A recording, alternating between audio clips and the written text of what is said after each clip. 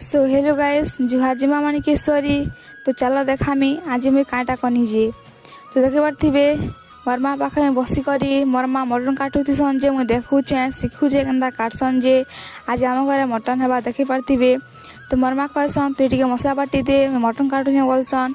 तो मुई सुइच नहीं देकर मसला बाटुथीनी। तो यहाँ सुइच देनी मसला बाटुचे देखी पारे। तो मसला मरीचा बाटू दौचे मसला बाटी सारापर मोर माँ कह रांधनी बोली करी। तो मोर माँ आगर तेल पकई देथीसन। तो तेल पकई देथीसन जिते बेले मुई आसिक पियाज फास्ट पकई देसी।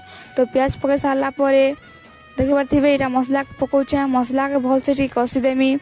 तो मसला के भल से कषि दी सारापर यहाँ मुई मटन पकाऊे देखी पारे। तो मटन के टिके भल से पकई करी कषि कुषा दी करी फाइनाली मोर मटन इटा रेडी होचे देखी पारे। रेडी हो गलाने मोर मटन ऑलरेडी।